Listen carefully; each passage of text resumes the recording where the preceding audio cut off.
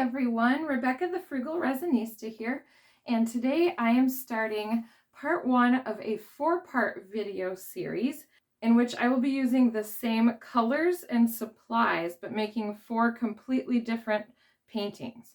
The reason I'm doing this is that I have someone who has commissioned a piece for me and they want a very large piece to hang in their living room, but they're not quite sure what design they want.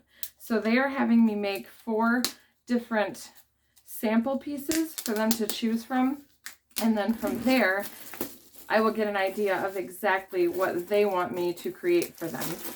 If you do something like this, by all means charge extra for it, because I did have to buy these extra supplies to make these sample pieces before their actual piece.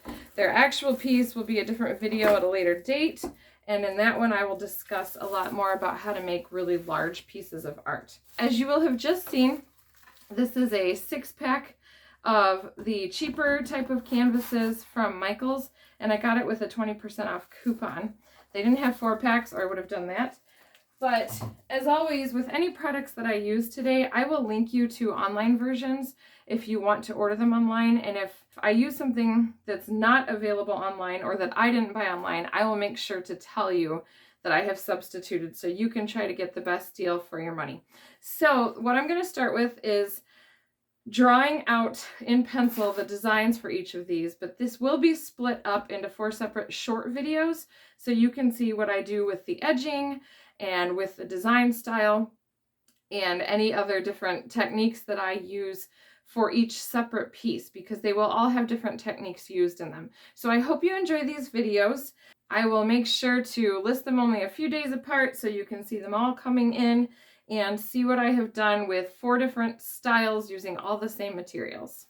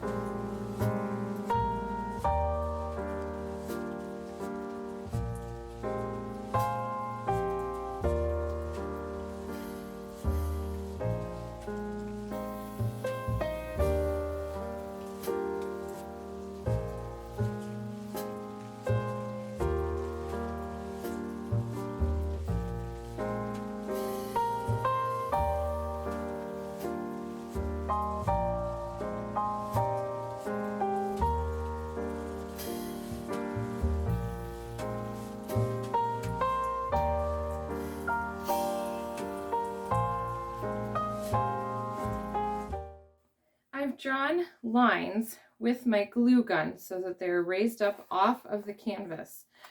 And now I'm going to use some enamel paint. This is very inexpensive paint. It's used a lot for model building, like model cars and boats and things like that, but it gives off a really great shine.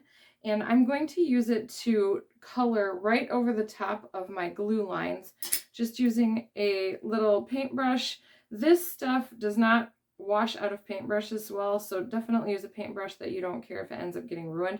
But I'm going to color over these lines and then fill in on the inside, because the insides of these sections are where all of my crushed glass is going to go.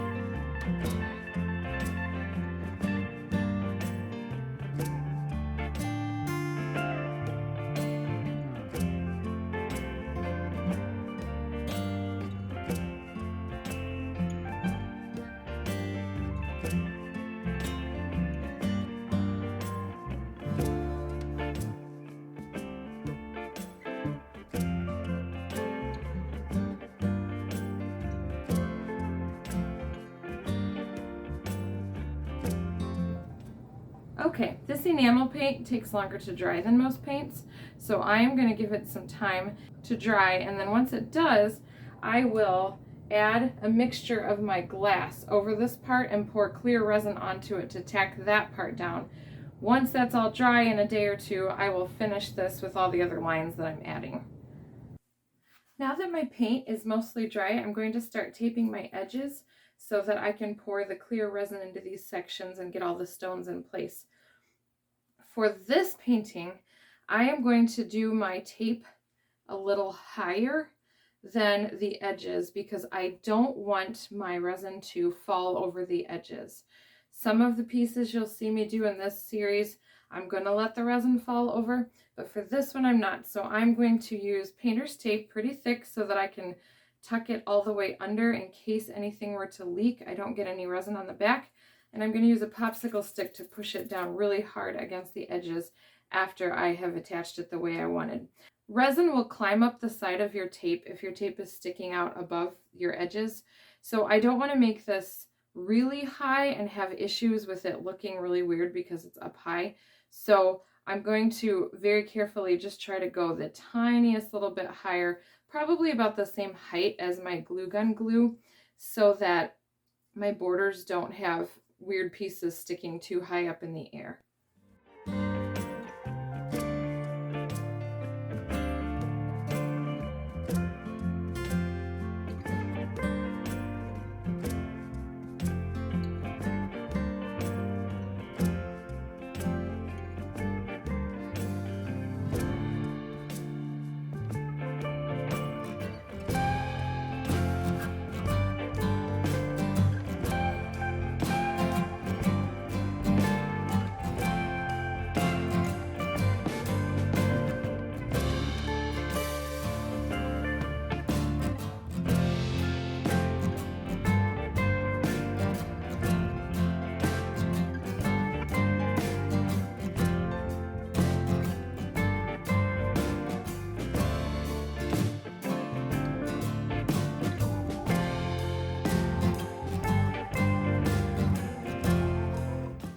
Here we go, we get to do our resin. For the next part of all of my videos, I am going to be using Stone Coat Countertops Art Coat resin. Obviously, I just got a new big batch of it, and I'm not gonna lie, no matter how much resin art I make, it's so fun every time you get to open a new pack of resin, and I'm excited about this. If you've watched my videos in the past, you will notice that a lot of times I use Stone Coat Countertops because they've always been my favorite, but I'll use the Quick Coat because I'm an impatient person, and I really like to have things cured and ready to go quickly. But I am not going to be doing that for the final larger piece for the customer that I am making these for. So I want to make sure that I am using resin that's going to react the same way for all of my test pieces as for my final piece. So this is Stone Coat Countertops Art Coat. They use equal parts of the resin itself and of the hardener. So I like to use just plain old plastic cups. I know that for a lot of people, especially working with tinier things, you want to measure out with a scale and everything, but I like these cups because I can just see through them, put them right next to each other, and eyeball when they're level. Just so you know, I got solo cups one time because I thought, oh, the lines, I'll be able to go to the exact line and things will be measured perfectly. These do not work well, in my opinion. They are too deep, and so it's hard to get things mixed all the way, and they also are more flimsy, and so my cups were just folding in on me and things, and I don't like those. Use whatever you want, but just a quick tip, I do not like using these types of cups. I'm going to mix equal parts of both of these quite a bit because I have multiple pieces of art that I'm going to be working with. You may think it would be easier to just mix it all at once and have a big batch and then use it as you will because it takes a long time for this to cure. But if you haven't used resin before, it actually cures faster the thicker it is. So if I make this a really big batch, thick all the way to the top, and just slowly go through it, it's going to start smoking, heat up, melt my cups, and destroy my whole surface. So I'm going to do this for each separate piece of art one at a time and just have these off to the side. I also am using a table that I like, and so I have covered it with just some paper towel just so it's easier for you to see what I'm doing. but I have a piece of thin vinyl here that I went to Joann Fabric and had cut. An entire yard of this vinyl is only about $2. So this is maybe $1 worth, but the resin does not stick at all to it. So I can literally use this all the time. When everything's cured and done, I just kind of wrinkle this and all the resin that's dried falls right off of it and I can use it again clean and smooth. So that's a great way to save not only money, but also environment. As we know that this can be kind of a toxic thing we're working with, the fewer bits of trash and things here and there, the better. Also, I like using plasticware. I'm using a plastic knife today to mix all of my clear resin. Again, you can reuse and reuse and reuse these. So I've bought one set of plastic knives that's lasted a really long time. And I don't get rid of them until they've been so gunked up that I can't really scrape the edges of my cups anymore. I'm also using gloves, and I'm going to go change clothes and get my mask on. You don't want to be breathing this stuff in, although the art resin of Stone Coat is one of the most non-toxic. You still want to be careful. So I'm going to change into clothes that I can wear with resin. I'm going to get my gloves on, get my mask on, and then I will show you how I'm going to start the first part of adding stones to my pieces.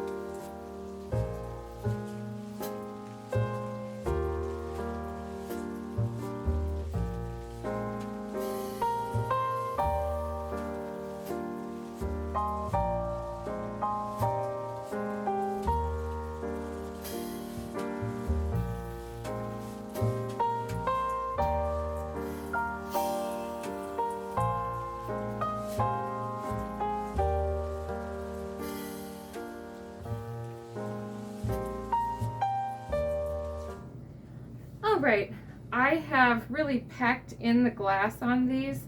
When this is cured in about 24 hours, I will actually tip these over and let all the extra glass fall off. I'm sure in addition to these pieces here, there are going to be spots that are right on top that the glass hasn't stuck down, and that's totally fine. I would rather have too much and pack it all in to make sure everything's covered than not have enough and have a bunch of empty spots. So we will come back to all of this in a day or two, and I will start doing all the colors. All right, it's been one day since I did the last pour, and I'm going to show you the pour box that I have created for when I am going to pour resin that's going to spill over the edges. So this is just a large box that we had from something in our house, a guitar or something, and I used some of the plastic drop cloth painters use that we had left over in the garage and filled it in and then taped it. So just for you guys now, so you can see better, because there's so many resin colors on the bottom, I put some paper towel down, but it's very much full of all kinds of drips, and sometimes I peel those up and make jewelry out of them. The other thing I'm using are these little stands. They're meant to be stands in your cupboards or your refrigerator. I bought them for $1 each at the dollar store, and obviously they have been dripped on multiple times too, but they're sturdy and they're great for putting canvases down because I can move them far enough apart to catch the wood frame of the canvases. So since I'm using the same colors for everything, I'm going to put 2 paintings at a time in this box. And I'll try to zoom in on one at a time so you can just see the one that we're working on for each video. Real quickly, I'm still using the Stone Coat Countertop Art Resin. And in addition to that, I'm using some very inexpensive colors. I got some acrylic paint from Walmart. This is white, that's why I've got a big bunch of it. And then I also have a few other colors here. There is khaki and Calypso Sky, but I'm going to lighten that a little bit with some white. And then a darker blue called Tuscan Teal. And then just like I used the silver enamel paint in my last video, I'm now using the Testors brand gold enamel paint. And you can pour this directly into your resin, and it's actually really beautiful in your resin, but you don't need much because it really spreads out more than the typical acrylic paint does. So I'm going to use a tiny cup for that, and I'll link you to that just like everything else. And then I am using one kind of Pearl-X. This is a pigment powder that makes the paint and whatever resin you're using a lot shinier. And this is in Macro Pearl, so it's just a white, and I'm going to add it to a few of these just to give some sparkle. You can add it to clear and it will make white. It's just not quite as strong as if you used a white paint. One note, real quick before we get started, acrylic paint and resin do not like each other. They don't mix really well, but you can absolutely use it to color your resin as long as you do less than 10% of your overall mixture as the paint. That doesn't sound like a lot, but it's plenty to color your resin. So again, that would be like 9 parts resin, 1 part paint.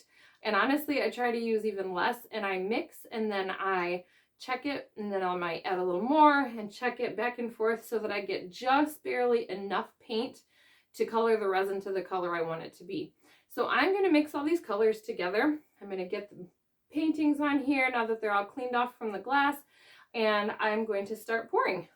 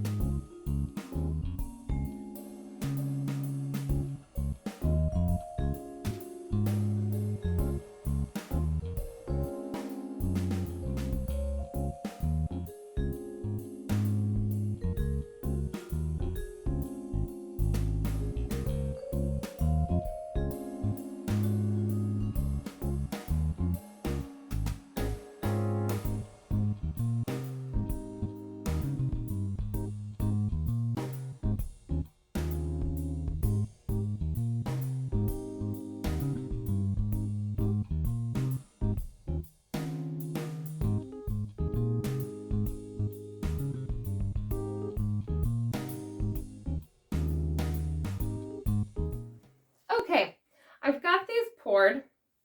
And a couple things that I did wrong. I overfilled both of them. So you can see I've gone totally over my lines in a few of these spaces. It'll still give the general idea, but I think I was worried about not having enough, and so I overfilled. But the other thing that's happening too is I'm using cheaper canvas right now because I didn't want to spend all the money on a really good one, but I probably should have, or put something under it, because what happened, if you can tell, like in these sections here, everything's going to the middle. So that's because I've got a cheaper canvas and it's kind of sagging. Normally I put like a couple magazines underneath to keep it even, and I just forgot. It doesn't matter too much for these, but whichever design ends up being picked, I will very much put things underneath it when I pour, and I'll show you the whole process for that. Other than that though, I've got two very different styles going, and I'm happy with how each one turned out because they're very different from each other, and so the people that are going to be purchasing can get an idea of all the different ways that the resin can be poured. So we're going to let these cure, and then I will finish up by showing you how I do the edges, and we'll go from there. My resin has now cured, and I'm pretty happy with how this turned out. Again, stuff was moving to the middle and I lost some of my silver lines. That's a bigger deal in the second video you're going to see, but for this one, I don't mind because I've still got a good look going. I don't feel like this will probably be what my client picks because I don't think they want something this busy, but I'm still going to go ahead and finish it out like I normally would. I'm going to be using some Posca pens. These are paint pens, and the only colors I'm going to do are silver, gold, and white. So these silver lines that I made kind of disappear now, so I'm going to start by just kind of refilling them in so they make sense and they connect with each other and don't disappear. And then from there I will just draw a few other lines and finish this up. Normally I would pour then a top coat over the top.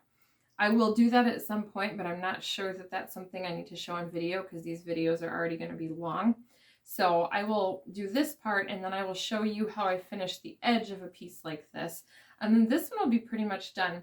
If you are wondering how to do a clear top coat, keep watching because when I do the final art, the large one, I'm going to get into some detail about how I do that, especially on large pieces. So we'll speed this up as I have been, and I'm just going to draw some quick lines.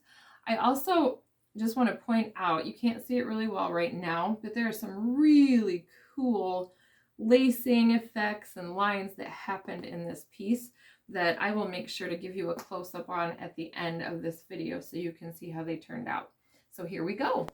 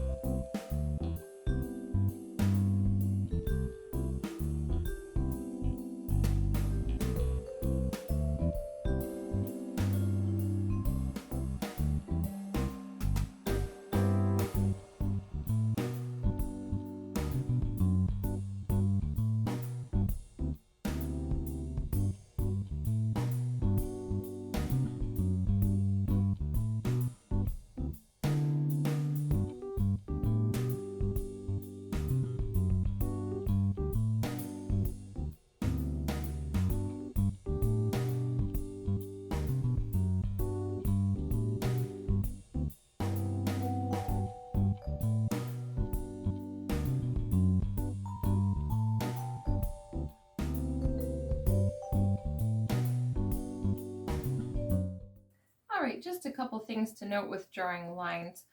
When I'm drawing lines, I get a piece of paper and make sure that the paint is flowing smoothly out of the tip of my pen before I start drawing. And other than that, I know the first few times I tried this, it was very nerve-wracking to like just draw on my art, and it made me really nervous because my hands shake a lot and I don't have very steady hands. But when I give you this close-up, you'll be able to see that those unsteady hands and how things just kind of wobble around is perfect for this look if you're going for this geode look. So I don't worry about that as much anymore. I always have to stop myself because I want to overdo lines, and I am telling myself right now, oh, this could use a whole bunch more lines. But if I start doing that, I'm going to lose some of the really cool lines and designs and things where colors went together because I will just cover too much of it. So I'm going to stop here. I sign this in the corner. I always try to sign my art on the front because I made it and I'm proud of it most of the time. And so make sure you do that too. Sign your piece. I'm going to take my tape off, see how easily it comes off. If we have to have a discussion on that as well because it's real sticky, I'll show you how I peel really hard to get off tape. But for now, I'm going to just try to peel it and see what happens, and then I'll show you how I finish the edges of this piece. I've peeled my tape, and I saved a couple of little pieces on here to show you how I get it off. For the most part, it came off pretty well, but if you can see here in the camera, there's a couple little blue pieces stuck along my resin. I'm actually not super worried about it because when I paint over this, it'll disappear all of it anyway. But just to show you, I take a straight razor, careful of where your other hand is, and I just very gently scrape against it, and that comes off. Now, again, I'm not too worried about it. I'll show you my edges. The only places where I was careful was where things might have been dipped low enough that you could see blue from the top. But even here, I don't know if you can tell, I'm not too worried about it because I'm going to paint this whole edge. One other thing I want to show you real quickly, and I wish I could zoom in while I'm doing this, but I'm not sure I can. We'll see if I can do it with the video. Is that right here along a few of these edges, there's some jagged little spots where the resin climbed up the side. I was expecting that, but before I put my final coat on, I don't want anything sticking up too weird that would still be higher than the final coat. So I'm also just going to go along the edge with my knife, and I'm barely even touching the resin. I'm on just the absolute top, and I'm gently moving my knife toward me. So you can see I pull it toward me and it naturally peels up those little tiny bits of resin. This isn't something you have to do, but I feel like when you pour your final clear coat, this is just going to ensure that you get a really nice finish. And also, if you do have some of this blue tape that's sticking up pretty high, it'll take that little edge off so that that won't be visible. So I'm going to do that around these edges real quick, and then I will paint the sides. I am very excited to be nearly finished with this first piece in my series. I'm going to be using the Testors brand enamel paint again, but this time in gold. I just thought it would be a nice contrast to what I have going on with my silver and my white and tying in these other gold parts that I had already poured. So you can get these Testors brand mini brushes to use with this paint, but because I'm doing the edges, I'm going to grab one of my bigger brushes. This is a brush that I have used multiple times before with this enamel paint, and I know earlier I mentioned that you can't really clean these off, but to save environmentally and to save financially, what I do is once these are completely dry, I grab the bristles and I bend them back and forth. You can see there's a little paint dust coming off of it. I better not do it over my piece here. And I just kind of mess with the brush, and that enamel paint is just like it sounds. Enamel is a covering, so it breaks all the little bits of enamel up and gets it off the brush. I would never use this brush again with different colors, but since I'm using the same color, I'm going to go ahead and do that. The other thing with this is when you do the edges, if you're worried about accidentally painting on the top, you use the exact same technique that I showed you when painting the lines. When you get to this edge, you're just going to hold the brush sideways and go along the side, because again, this enamel paint is really nice and smooth and kind of glides on. So I'm going to paint these edges, and then again, I'm not going to worry about you watching the clear coat, but I will clear coat it and then I will show you the finished product and all the nice detail that's showing inside of this pour.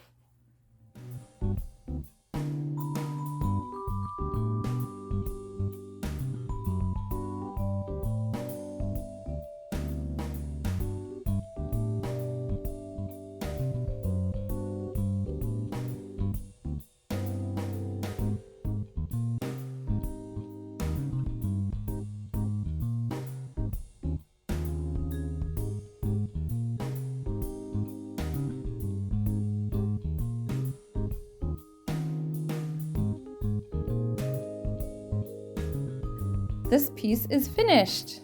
The top coat is on, so all of my lines are now permanently in the resin, and I'm pretty happy with how it turned out. Again, this is a really busy one. I don't think this is what my client is going to end up choosing, but it was a lot of fun to design, and I'm going to show them some different elements I use that they might still want to use in their final piece of art. If you've watched till the very end, thank you so much. I really appreciate it. Don't forget to like and subscribe to my channel for more videos like this one. Thank you very much and have a wonderful day.